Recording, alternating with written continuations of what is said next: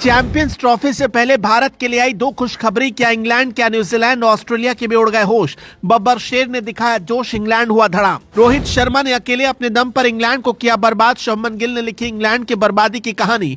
फिर अय्यर ने इंग्लैंड के जख्म पर छिड़क दिया नमक। एक नहीं बल्कि चार गलतियों की वजह से हारा इंग्लैंड। पहली बार मैदान पर निकल पड़े जोस बटलर के आंसू, जो किसी ने सोचा नहीं था। रोहित ने आखिरकार वही किया। कहते हैं कि शेर जब खामोशी के साथ शिकार करता है तो शिकार बच नहीं पाता। इंग्लैंड की टीम घमंड में चूर चूर थी, बैच बॉल वाले स्टाइल में चूर थे। उनको गलतफहमी थी कि शायद भारत में आकर भारत को हराएगी, क्योंकि न्यूजीलैंड ने भारत को हराया था। रोहित शर्मा की सबसे ज्यादा बेइज्जती हुई थी। लगातार उनके संन्यास की बात चल रही थी कि आखिर रोहित संन्यास क्यों नहीं ले लेते।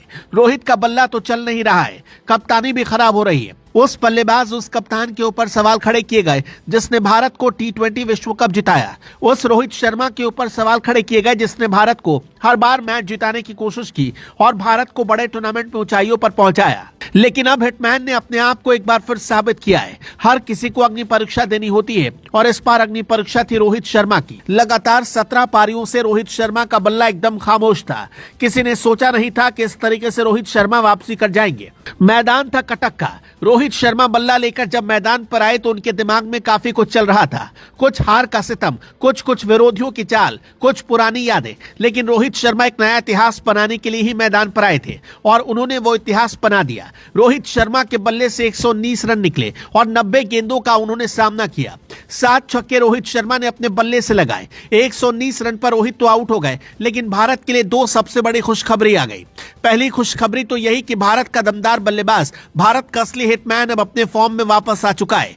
जबकि दूसरी तरफ उपकप्तान शुभमन गिल का फॉर्म में आना भारत के लिए किसी बड़ी उपलब्धि से कम नहीं है। शुभमन गिल लगातार 2 मुकाबले में कमाल कर गए और तो और अय्यर ने भी एक बार फिर साबित किया कि टीम में उनकी जगह बनती है। जहां कुछ वक्त पहले तक भारत की बल्लेबाजी को कोसा जा रहा था, हर कोई यही कह रहा था कि भारत की बल्लेबाजी खराब हो गई। वहीं अब आप देख लीजिए, चैंपियंस ट्रॉफी से पहले चैंपियंस टीम किस तरीके से अपने फॉर्म में आ गई है। भारत की तरफ से रोहित शर्मा का बल्ला बोल रहा है, गिल भी कोहराम मचा रहे हैं। जबकि श्रेयस अय्यर की तबाही को कौन भूल सकता है। अगर अभी भी एक कसक जो दिल में बची है वो विराट कोहली को लेकर है। विराट का बल्ला इस मुकाबले में भी खामोश रहा, लेकिन विराट से उम्मीद है कि जिस तरीके से रोहित शर्मा ने अपने रनों के सूखे को खत्म किया, वैसा ही कमाल विराट कोहली कर जाएंगे और भारत को मैच जिताएंगे।